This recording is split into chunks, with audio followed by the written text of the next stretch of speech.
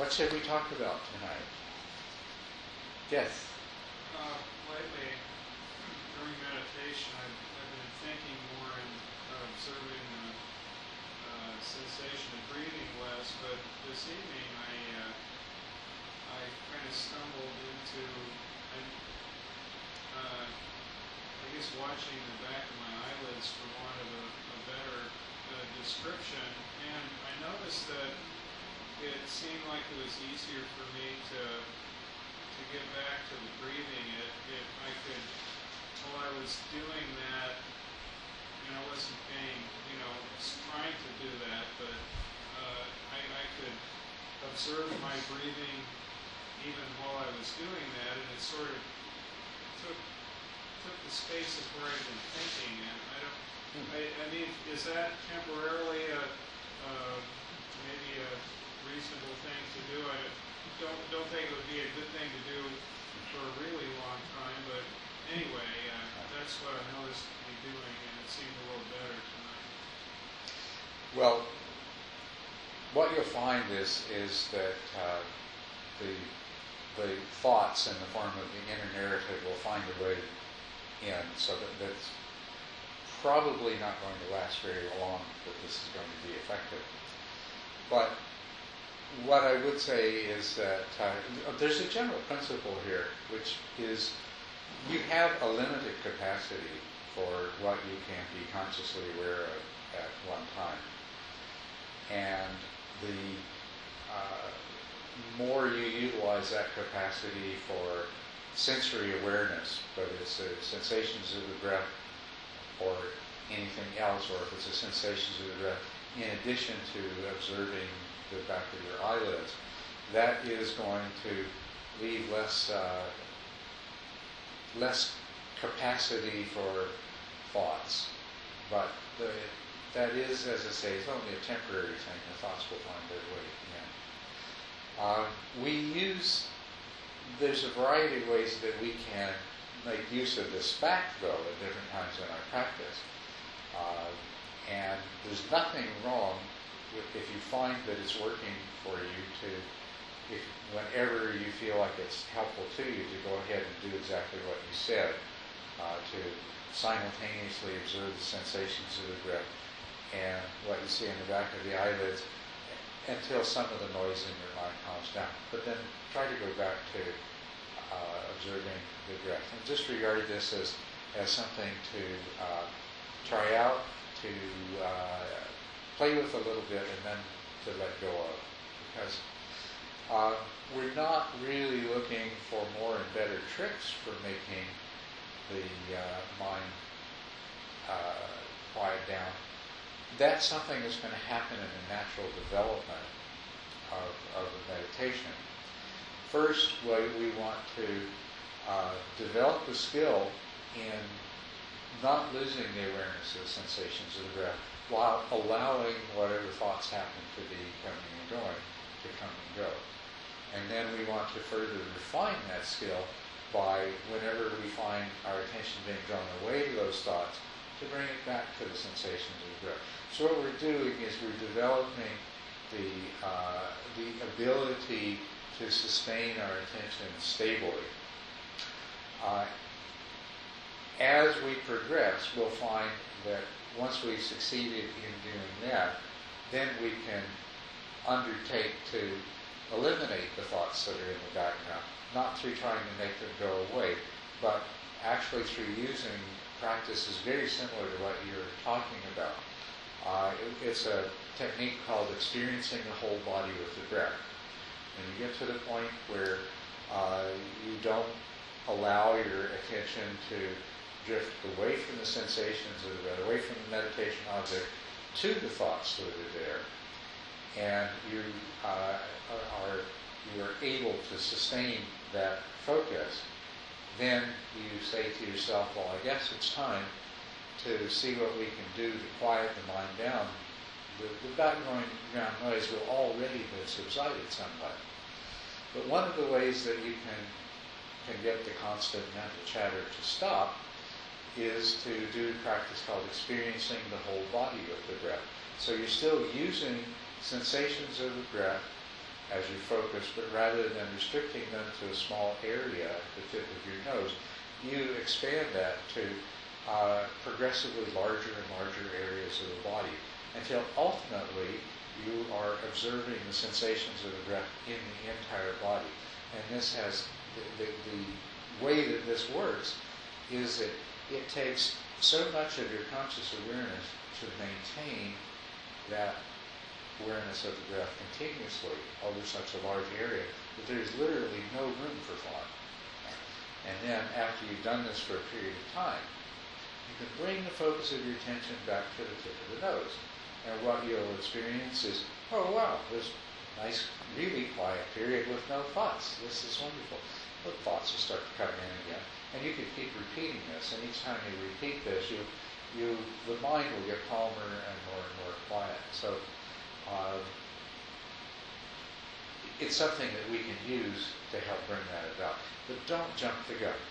Don't get ahead of yourself until you're at the point where the tendency of the mind to go towards a thought or towards a sensation has been mastered so that you can keep your attention focused in spite of the distractions that are taking place. You don't need to start concerning yourself with making the thoughts stop. And then what will ultimately make the thoughts stop, it's a result of training, of course, and this method that I just described helps quite a bit. But ultimately, what makes the thoughts stop is that you consistently disregard them. It's through consistently regarding them that eventually they slow down, and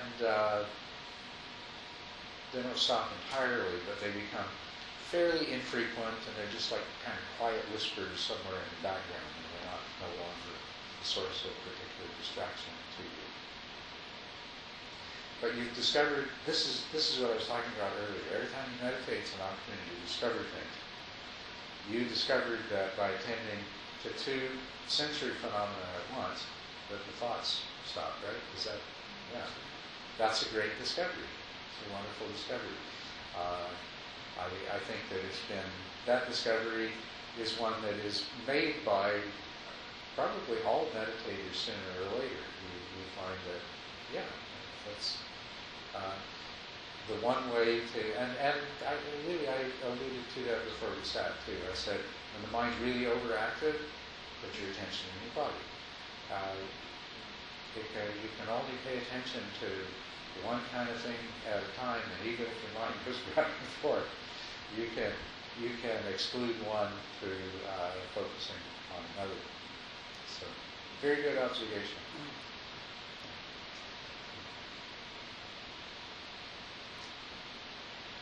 Yes. Could you expand a little bit more on introspective awareness? Because that question keeps popping up. You know, when I'm meditating, like, okay, who's concentrating? Yeah. And then the answer keeps being, oh, it's just concentrating itself, or mind concentrating itself.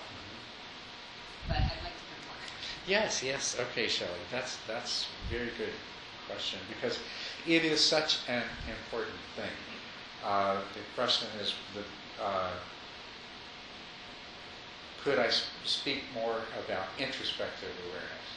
Because now, how did you said that you're meditating and the thought comes up, who's doing this? Yeah, who keeps redirecting who keeps concentrating, or who's trying to concentrate, or who keeps directing the attention back to the breath? Who is doing this? Yeah, that's a wonderful question, and when you find the answer, it's a wonderful realization as well. Introspective awareness really is how you come to that place of really being able to investigate that question and to find the answer. But just to speak a little bit about introspective awareness and what we mean by it.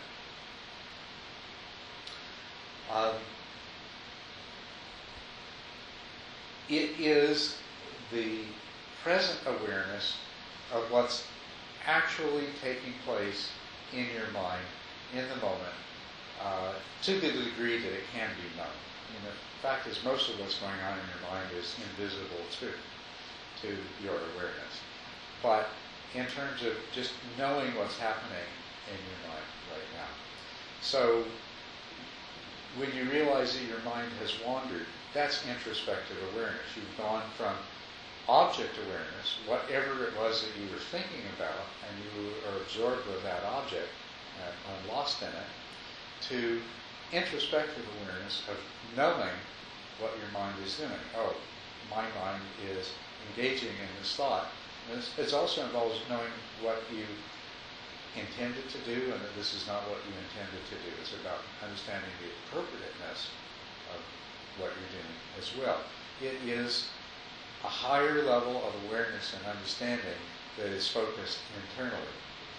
And so then, as you go along in your practice, it is introspective awareness that alerts you to the fact that perhaps you're paying more attention to a particular thought or sensation than you are to the meditation object. You're sitting there and you were focused on the sensations of the breath.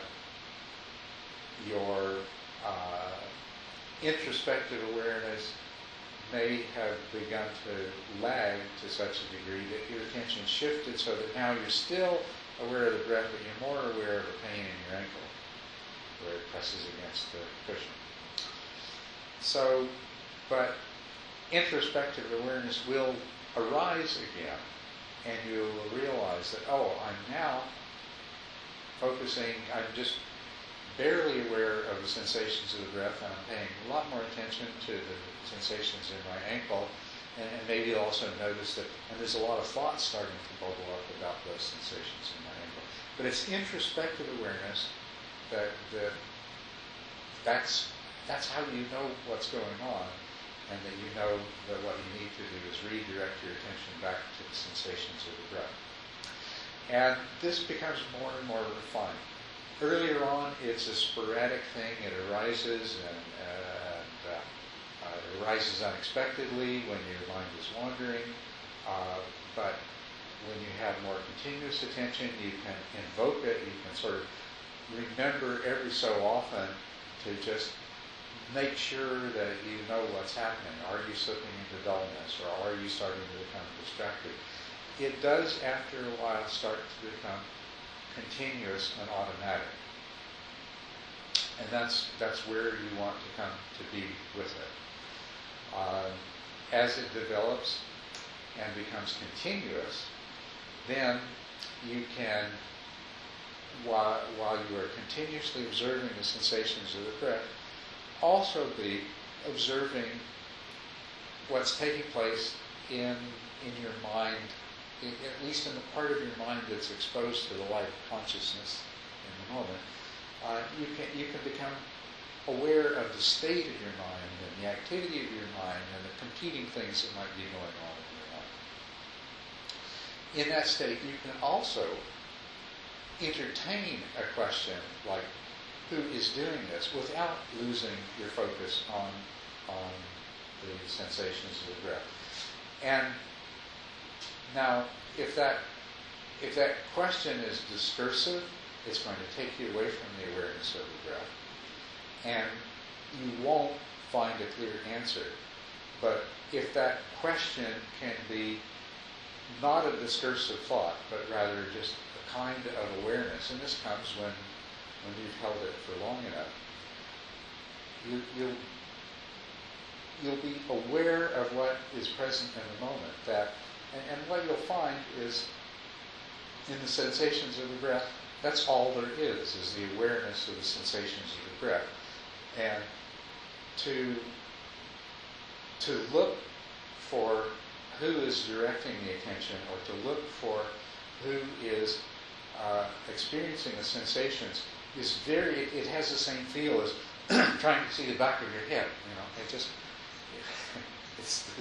There's no way to quite do it, because the very idea of a who that's deciding, or a who that's experiencing, is ceasing. It involves the cessation of the experience that you're actually having. and the replacing of it by another one, which is of a different quality. Whereas a sensation is, it's sensation. It has that concrete realness to it, the sensation. But as soon as you start pursuing the who's doing this, what you discover is that you're now going after concepts and mental constructs, and you're no longer in that same realm of solid sensory experience. The other thing that your introspective awareness is really useful for is looking for the intentions. I mean, there's these two aspects of this sense of a who, someone in here. You know, there's the little guy inside looking out through the windows of the eyes, right? That's the experiencing one. But there's also the little guy in here that's making all the decisions and in charge. So we can go and look after that one too, and that's a very interesting one, a very important one. If you can exercise introspective awareness, if you've learned to have this, you let your mind do its thing while you watch what it does. So then you start looking for intentions. And what you discover is that intentions are just like thoughts and sensations. They just seem to arise out of nowhere. There they are. You know, so you'll realize that you're paying attention to the sensation in your ankle. And if your introspective awareness becomes quite strong in that moment, you can watch to see what happens. And there will be this sort of moment of, there's an awareness that you're supposed to direct your attention back to the sensations of the breath. And if you pay attention, you'll see that at some point you don't have to decide that, okay, I'm going to do it now. All you have to do is watch, and you'll see that the attention arises, matures, and the redirection of attention will occur. Or, well, if your mind is less disciplined, then there may be a different intention arise. But the point is that through introspective awareness, you can see this process happening. And that's what you want to be able to do. You want to be able to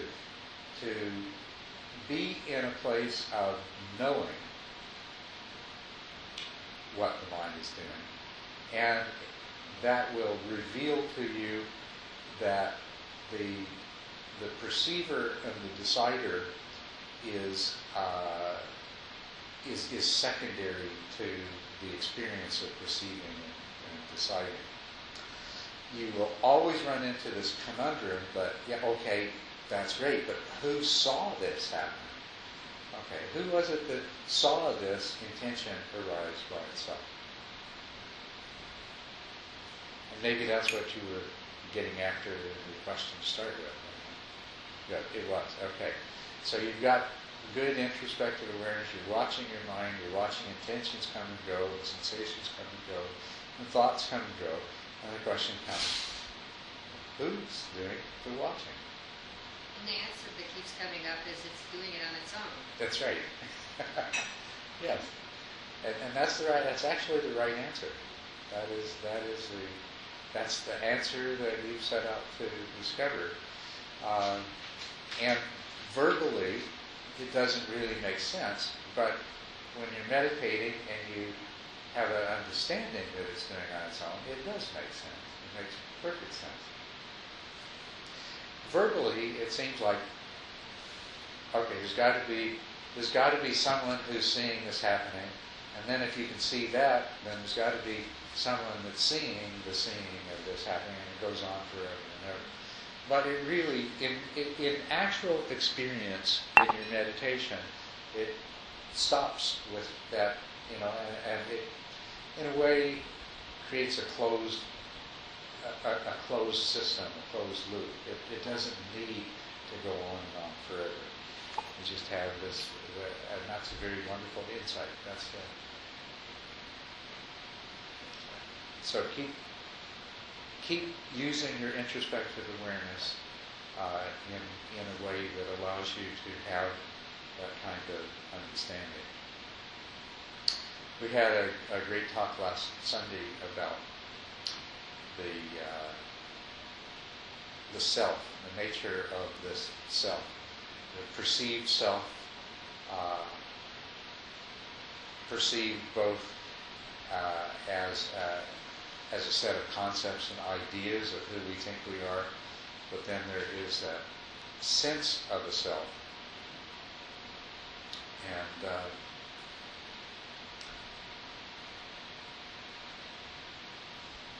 coming to realize that both the idea of the self and the feeling, the sense of being a separate entity are constructs of the mind.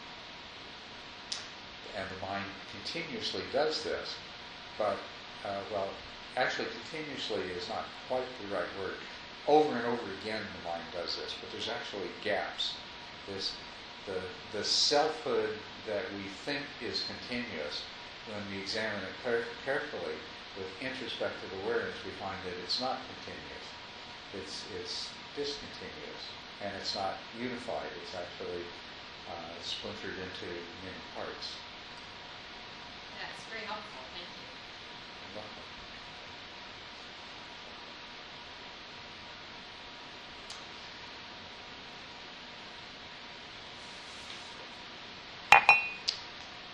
There are many levels to what we hope to achieve through our meditation practice. And I was talking to someone about this earlier today, that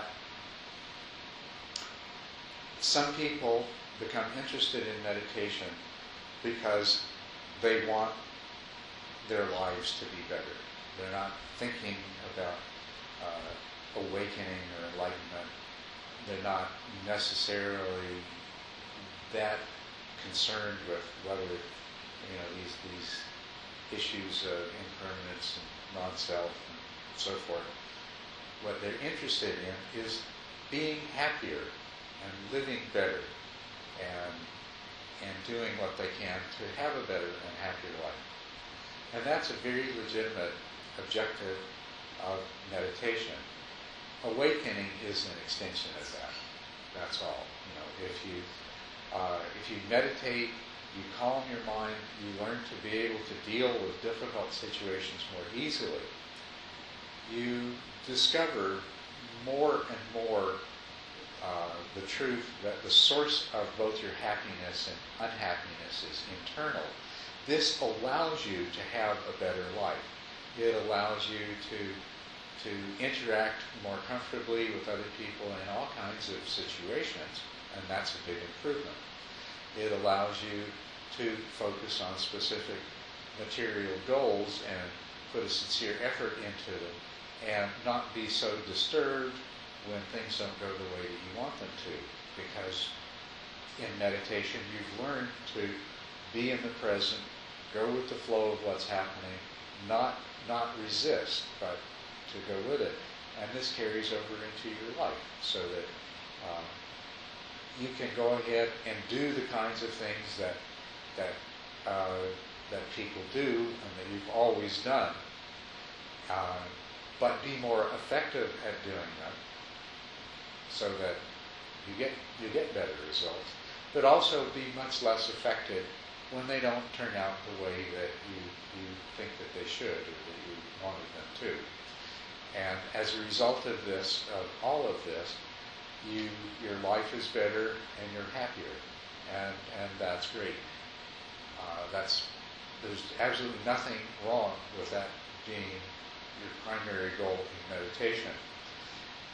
We talked about the issues that we've talked about over the last few weeks, that to awaken means to overcome a fundamental delusion that we have, the delusion that we are the separate self, and the delusion that the world we live in and the objects that we have learned to rely on for our happiness are actually projections of our mind.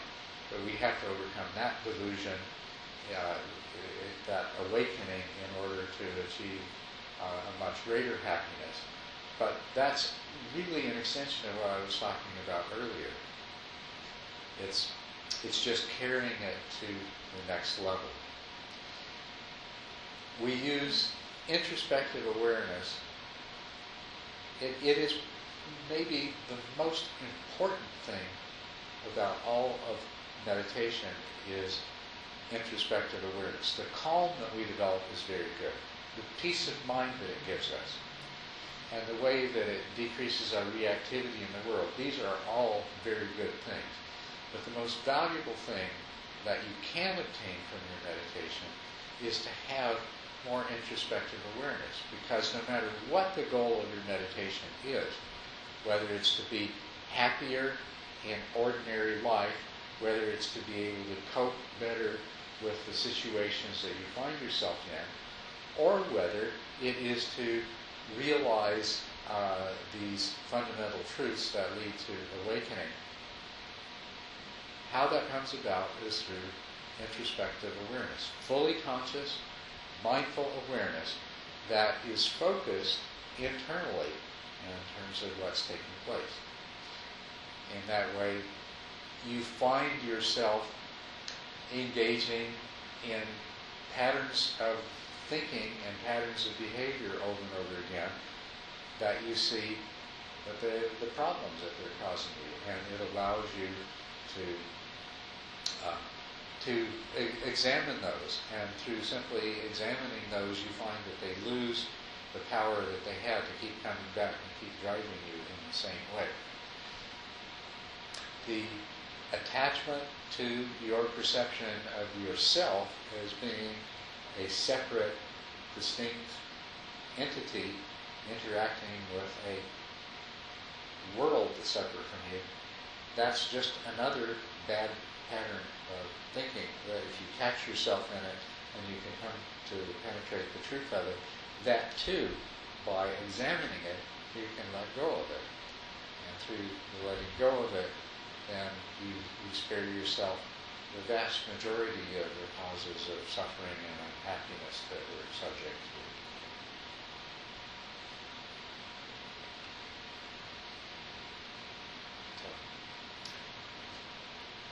Anyone have any comments? Or?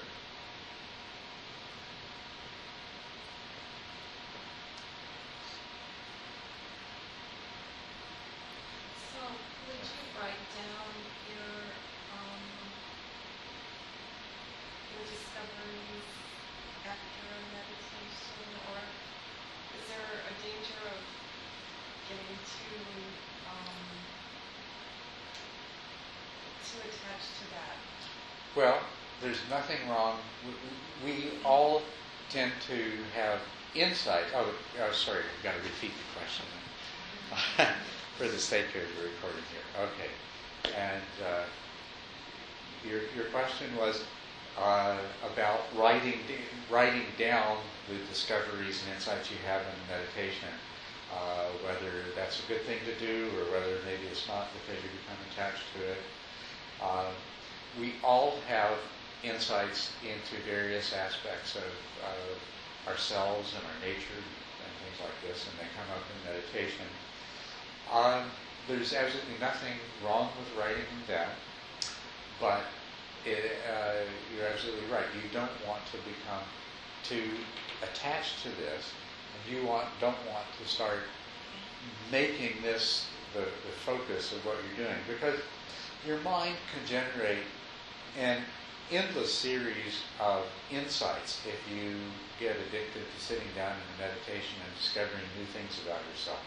It can do that, without end. There's nothing wrong with writing them down. It's helpful to notice which are the ones that are really wonderful and which are the ones that are not so. That seemed wonderful at the time, but when now you look at them, so. Because if you get attached to it, your mind will just start generating them. Most of them are just, so what? I guess I'm not trusting myself to build on the insights that would be helpful to me. I'm thinking I won't remember the insights. Well, okay, there's something that you don't want to do here, and that's that you don't want to think, you don't want to get into the idea that you're going to figure everything out intellectually, that you're going to think your way out of the dilemma that your life is, because you're not. And this isn't how insight works.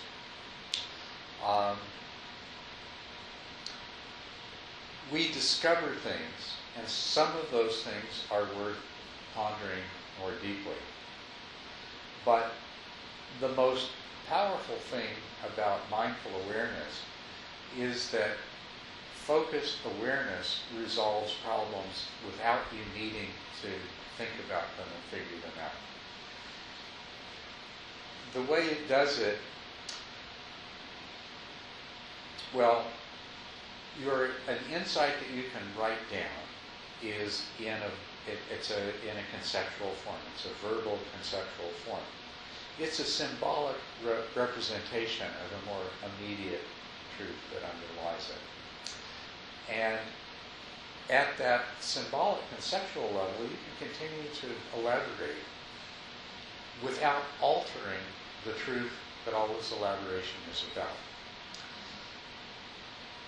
The original insight that you have, it's very often the case that if you continue to observe what's happening in your mind and the reactions and things like that, that the understanding keeps going deeper and it goes to a simpler and more fundamental level.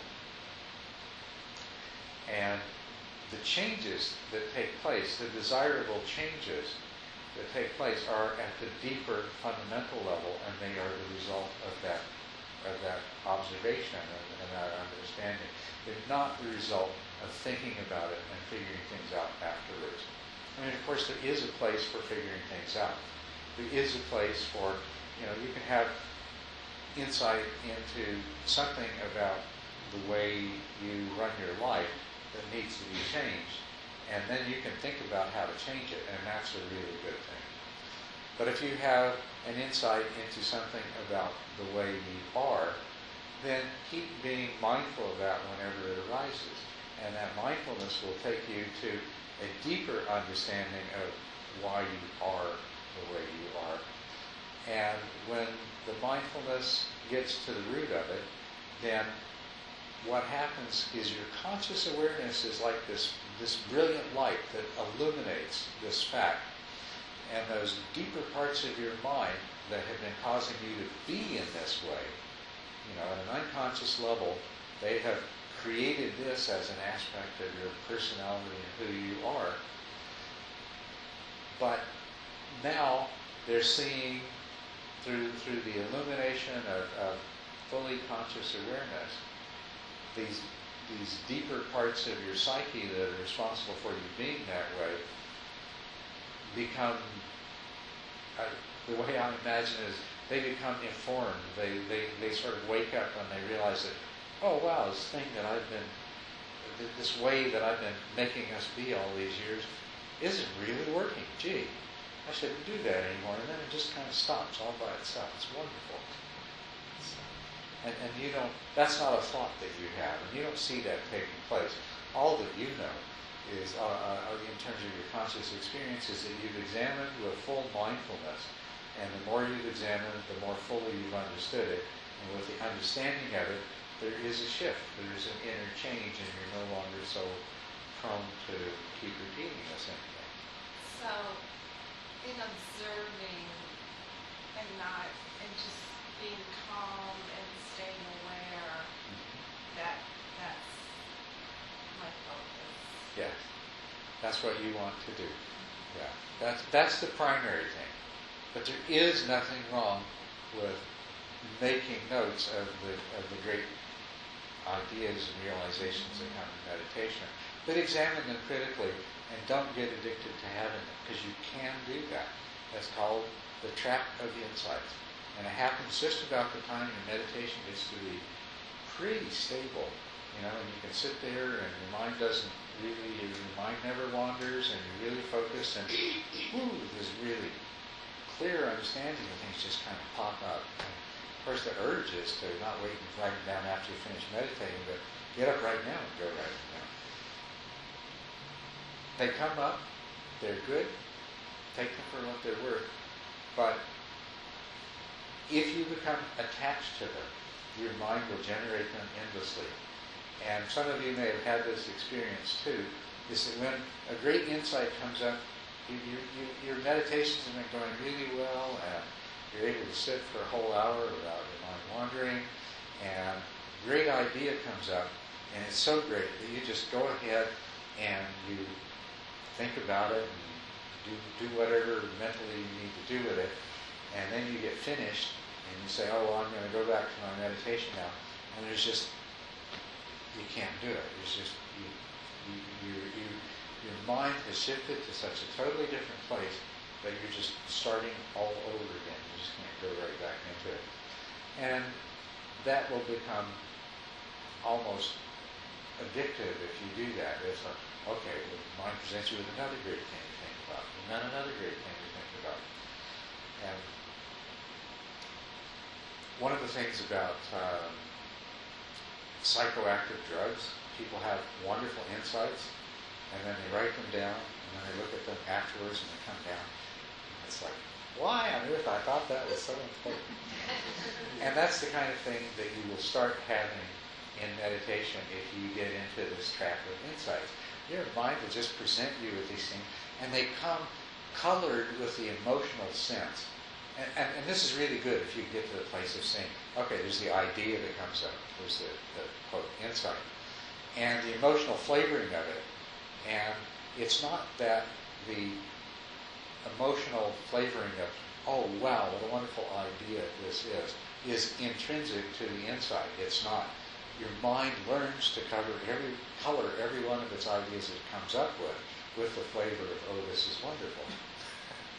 And you're just like somebody, on a psychedelic drug, having these wonderful ideas, and so you record them and write them down, and then when you come down, it's like, why on earth did I think that was so important? So,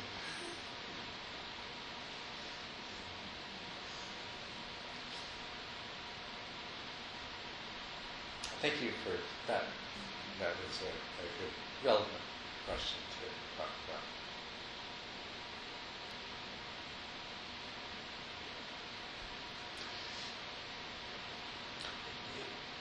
Yes, Adam. I'm wondering about, I think any insight you have, like you were saying, you're going to attach a flavor, an emotional quality, a reaction to it after the fact. But I'm wondering, just because of some stuff that's been coming up since the retreat I just finished. I could. Sorry. I'm wondering because of some of the stuff that's coming up since the retreat I finished.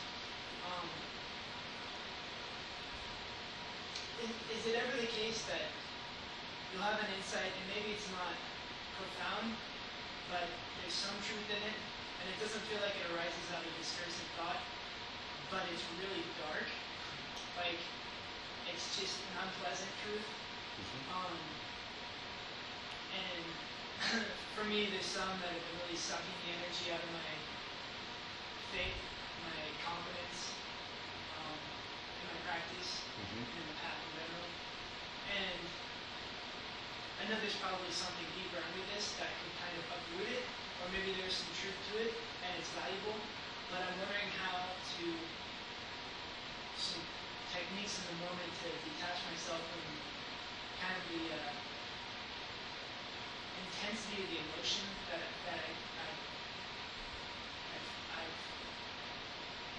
I've gotten bogged down in because of these thoughts or these insights. I can't quite call them thoughts because they seem more powerful than that, but maybe they really are just thoughts that had such a strong emotional charge that I thought they're insights. I don't know, but I guess the question, good luck repeating it, is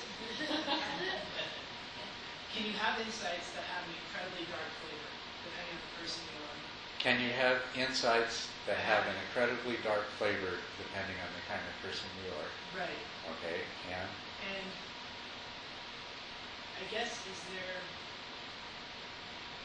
there a way in the moment when it just feels so overpowering to detach yourself from, I guess, just the negative energy that puts in the body and in the mind? okay, is there a way to keep from being overpowered by the negative energy or the emotional force that comes along with it? Yes. So, well, first of all, a lot of dark things can come up, and it's not unusual for them to come up in meditation. So I'll give you an example, and this may not have anything to do with the kind of experiences you're talking about, but it's not uncommon for people when they're meditating to have sort of a visual experience arise of something that is absolutely horrible and disgusting. Could involve some kind of grisly violence or whatever, and it will arise with the natural reaction is, where did that come from? I can't believe I had that in my mind. Okay? And it's obvious that you did have that in your mind. So that can be, depending on the kind of person you are, give rise to guilt or a very negative judgment about yourself, that I must be a really horrible kind of person if I've been harboring that kind of thought. I guess I must be at heart I'm a serial killer at the very least. Just somehow been restrained all my life till now. And that can, of course, set in motion a lot of other thought processes. But that's completely missing the point that we all have these deep, dark things in our psyches, and they may come up. And if they come up in meditation, it's not really saying anything about who or what you are. I mean, who you really are is you are a sentient being with a Buddha nature, and that's who you really are. And everything else is just stuff that got collected along the way, one way or the other. But all kinds of dark things come up. Dark emotions, dark memories of things that really happened or that we really did. So those things are there, and they'll come up.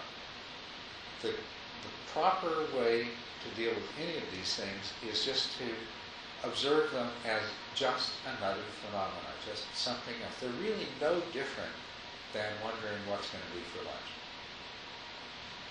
In their essence, it's only what we make out of them that makes them different. They come with a big emotional load, though, and that's the other part of how do you keep from being overwhelmed by the emotions that come up with them. And that can be extremely difficult. They always tend to have emotions. I mean, you probably wouldn't call them dark if they didn't have these kinds of emotions with them. And, if they're a memory, then that emotion can be particularly painful. If it's something that is actually a part of your history, that makes it a lot worse than some vision of something that you can't imagine how on earth it got in your mind, because there's kind of a direct sense of ownership of it and so forth. But you don't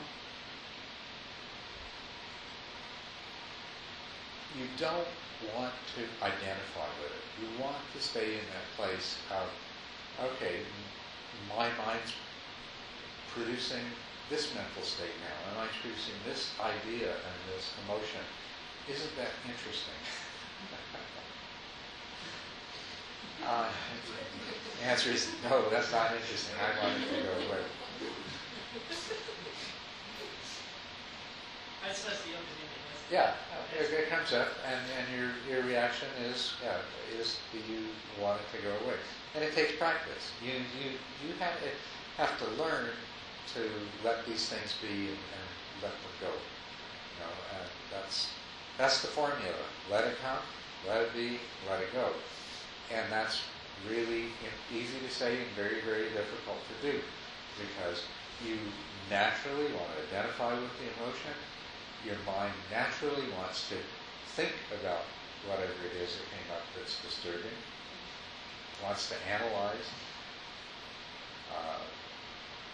wants to, there's so many different ways that it can go. Your mind may want to judge, or your mind may want to justify, or your mind may want to punish you, or your mind may just want to avoid this and get rid of it, But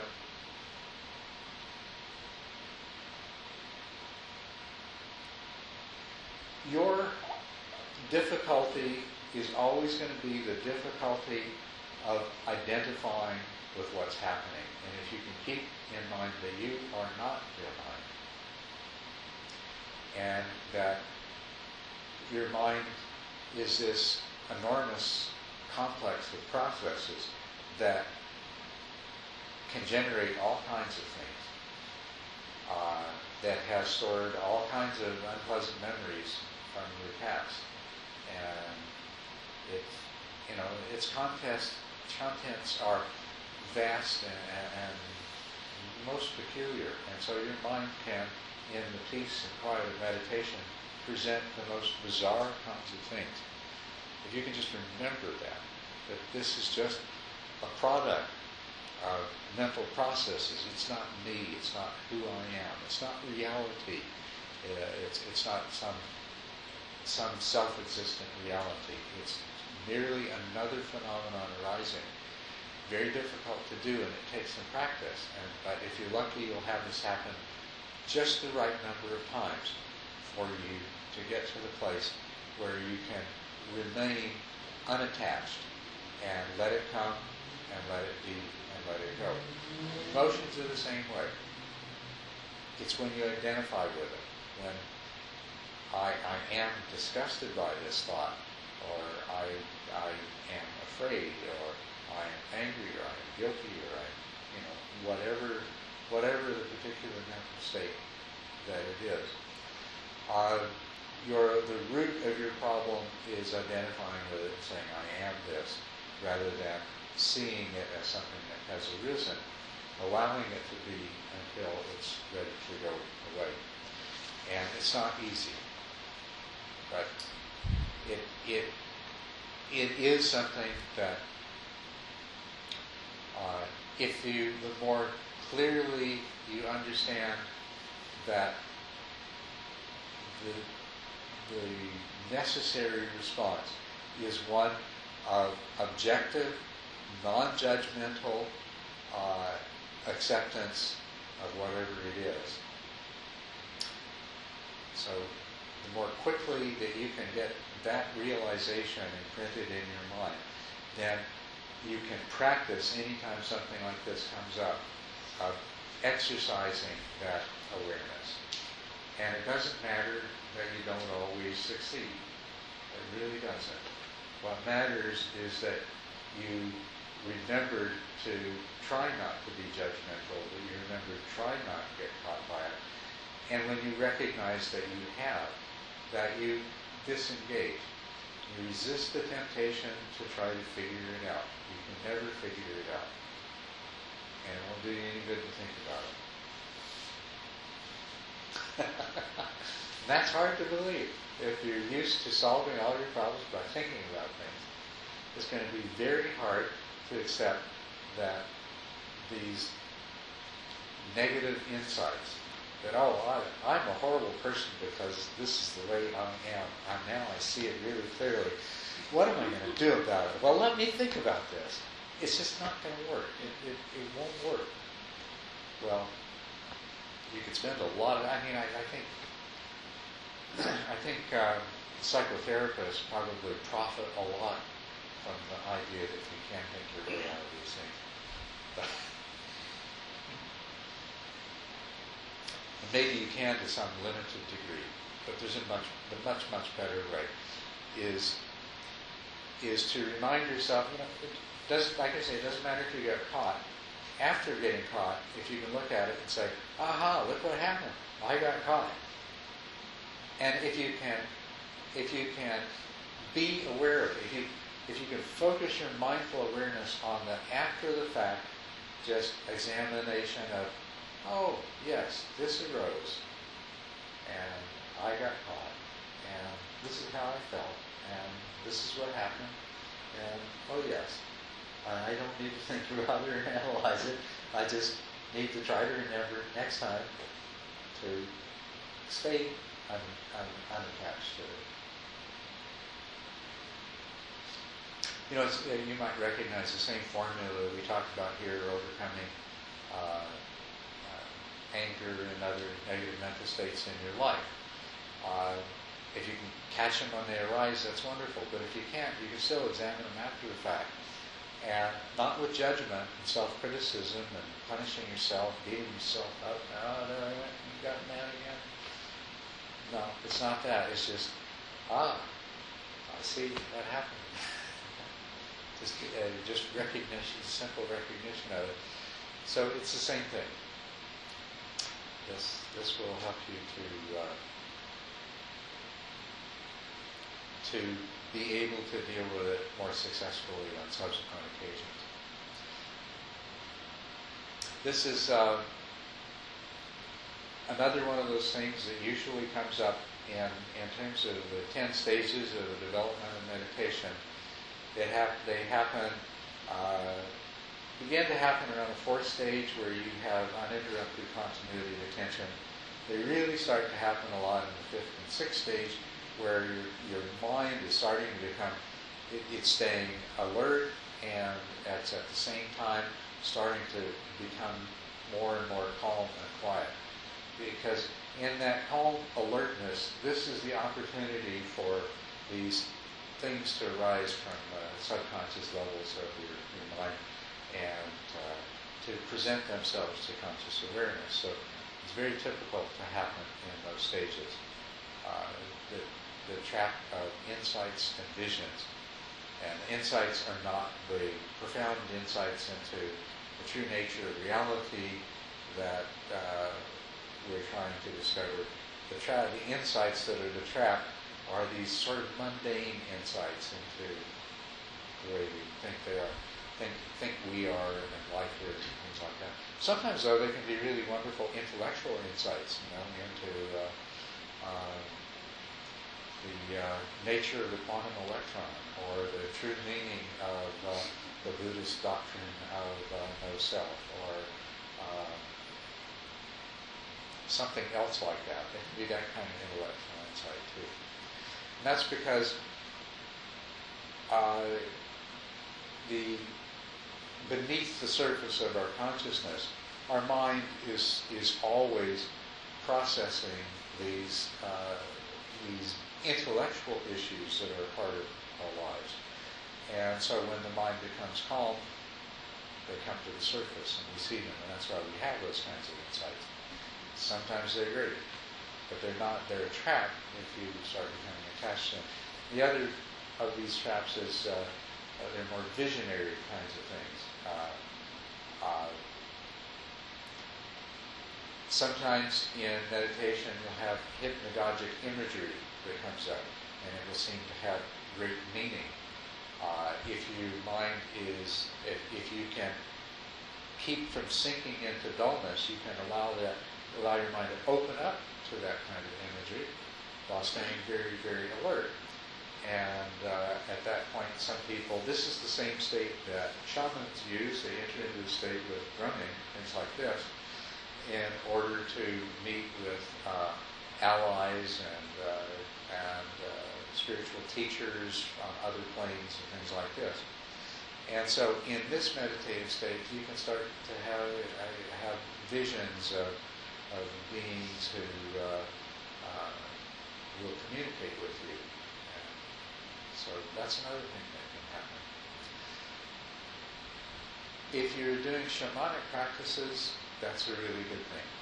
If you're trying to cultivate concentration and mindful awareness, and if you're trying to achieve the samatha and vipassana that allow awakening, then as attractive and interesting as these things are, they're not what the objective is. And the proper way to deal with them as a part of this practice is to set them aside, to just observe them like anything else as another interesting phenomenon that arises. And if you want to explore them separately, explore them separately. But where they become a trap of visions, is when you like them so much, and they're so much more entertaining than sitting and developing your meditation skills, that every time you go to sit down, you're waiting for the next vision to come up. And they'll keep coming up if you do that. You'll get very skilled at first getting into that open hypnagogic state that allows the images to start coming up, and then sustaining yourself right there so that you can have these wonderful experiences. It's not our objective here. Not a bad thing in other kinds of practices and for other kinds of purposes, but it's not our objective here. So thank you. Your original questions have brought us to illustration of some important things that do happen in the middle stages of the development of new skills in concentration and mindful awareness. In the context that I just talked about them, this may not have been clear, but they are a part of what's called the purification of mind. There's a lot of the stuff that needs to come to the surface, it needs to be seen, and it needs to be let go of.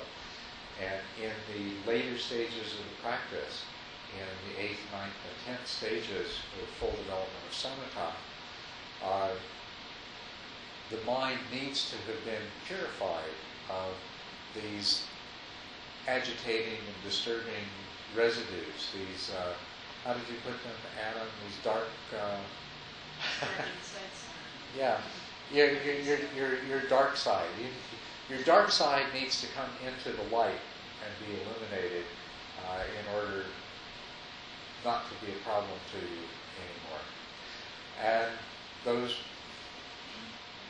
memories of past experiences, whether they're the terrible things that you did to somebody else, or the terrible things that somebody did to you, or just the terrible place that you were and the terrible things that happened, but those things, those kinds of memories, those kinds of psychic traumas, as long as they're there beneath the surface, they're going to affect you in every day of your life to some degree or another in almost everything you do. But when it comes to meditating and when it comes to achieving the more profound meditation states, they have to be dealt with. You can't just push them down beneath the surface and make them stay there. And so when they start to come up, that's a good thing. That is the stage of purification of the mind. It prepares you to move very easily on to the next stages. So, not a bad thing at all.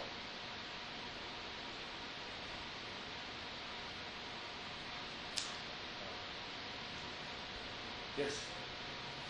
What do you do when they come up? Is that what you were talking about? Let it be, let it come, let it be, let it go? Yes. That's it? And if you succeed in letting it come, letting it be, and letting it go, it won't be a problem and it won't come back. To the degree that it's a struggle for you, and to the degree that that it may come back, that's the degree to which you were not yet able to just let it be and let it go. Letting it be is hard. If it's unpleasant, we want to push it away. We want to escape from it. Or if it's interesting and attractive, we want to grasp onto it. And so letting it be is not, it takes practice. And uh, you have to succeed in letting it be so that you can let it go. Because if you don't succeed in letting it be, it may just go back into hiding and come back again next week or next month. So the letting it be part then is to develop the observer state of mind that just watches it, just watches the experience arising without judgment, without attachment, That's right. without repulsion, without any of the emotions Right. or judgments, and just allows it, and then if you just allow it, it will dissipate. That's right. It allow you as you said, you allow it to be without judgment. You let it arise. You don't judge it. You don't struggle against it. You see it for what it is. You allow yourself to see it as clearly as it can possibly be seen for what it really is. Completely accepting it. And the way that you will hopefully have conditioned your mind so that you can do this is the recognition that whatever does come up, it has a right to be there. It is the inevitable result of past causes and conditions, past events, past whatever. You can't change the past. And if it's here in the present, it has a total right to be there, because the unchangeable past is what has led to it being there. And so that's the place that allows you to accept it. The non-judgmental part, your mind wants to react. And it's learning to suspend that tendency to react.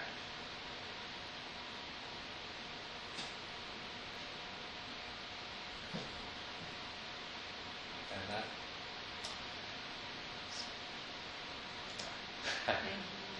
You, You mentioned one time, one talk about when something like that comes up, to use that as the meditation object. yes. Is that what you're talking about? That's what I'm saying, yeah. If you're observing your breath and one of these things comes up, it's a powerful thing. So you forget the breath for the time being, because this is your new meditation object. You observe it, and it won't necessarily be an it. It'll be, there may be an image, and you may examine that, but then there may be an emotion, and the emotion is more appropriate object than the image. So you focus on the emotion if that's what's more appropriate. And in the course of the experience, there may be other images, or there may be different emotions. Anger may be the first one to come up, but then fear may follow that, or some other emotion. It's just letting it unfold and just observing it without getting involved with it. And here's where the introspective awareness is really, really important, because the antithesis of introspective awareness is getting caught by it. And you want to just be able to stay in that unattached place. So we talk about this a lot, and maybe this has made it sound, that there's a tendency to make things sound more complicated than are when we're talking about them. The simple answer is, whatever comes up, just observe it mindfully, don't be attached, and wait for it to pass away.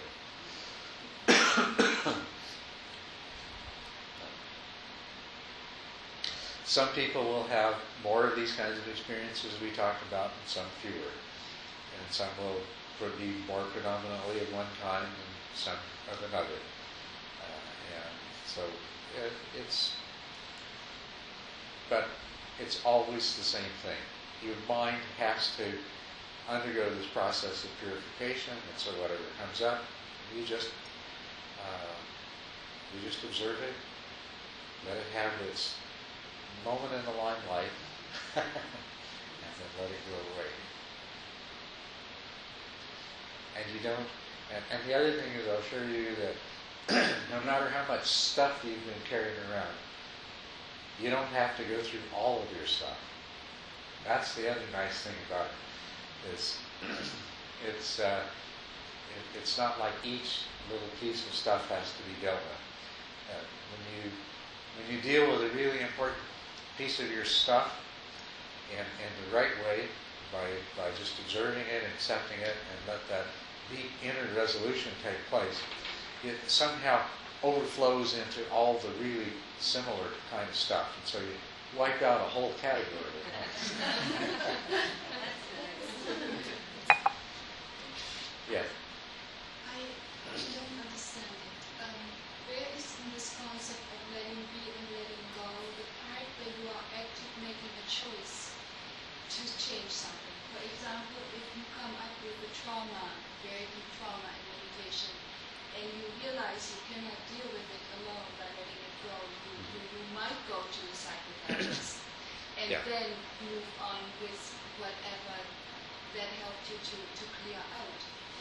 The active part, when you just let be and let go, where is this part where you say, oh, here, I see it, I'm making no choice, I'm going and doing this or that, or figuring out this or that. That is missing from it right now. Okay. I need to repeat your question, and I also am not sure that I retained it all. Okay, but first of all, you said sometimes things that may come up, for example, past traumas, are too big for you to just let be and let go, and you may need help. Yes, that's true. As a matter of fact, wonderful examples and descriptions of that. This is a lot of what Jack Kornfield does. When Jack Kornfield talks about Vipassana meditation, a lot of it is talking about things that come up, these kind of traumas that come up for people in meditation.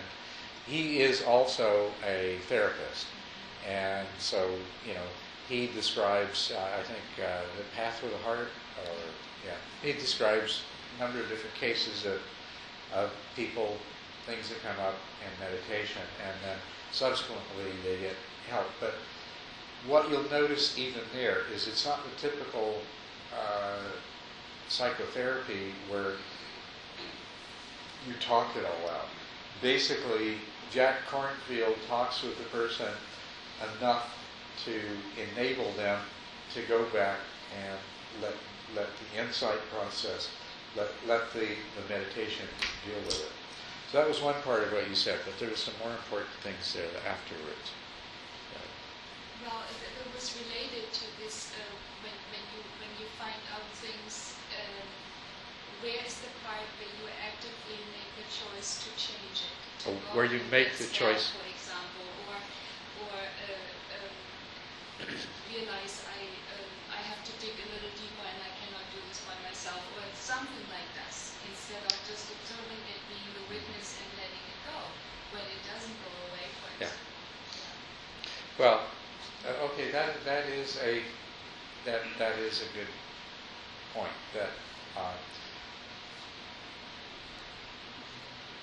the question is, how do you make the decision when you need to go and get some other help? And what I would suggest to you is that if something comes up that is really disturbing and you have the sense that you have no hope of just letting it go, then that's the time to talk about it with someone. Talk about it with a meditation teacher, and then maybe you would need to talk about it with someone else or do something else about it. I hope that for most of you, for most of the things that come up, that you'll find that you can deal with them, and you can recognize that you have the ability to deal with them, that you're not totally overwhelmed right from the outset and every single time, you know. But if you do, then definitely you need help. But how do you make that decision? Well,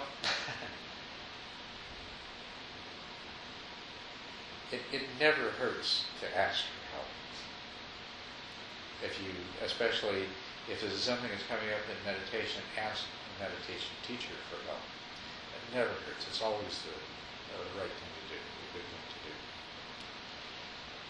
But don't underestimate your own ability to deal with things. Just because something really difficult from your childhood has come up, and just because you found yourself slipping into the same patterns of emotional reaction and thought, don't immediately conclude that you're beyond dealing with it.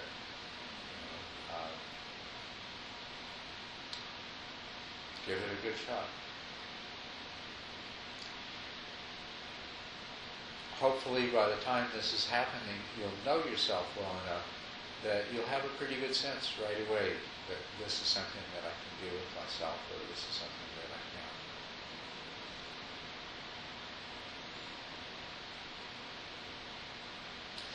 A lot of times as meditation teachers we cheat. We ask all these questions before the retreat begins so that we tell all the people who have that kind of problems that, go to somebody else's retreat. Not a very good thing to do. But, and it's not really to avoid dealing with that person's difficulties, it's that it can be disruptive.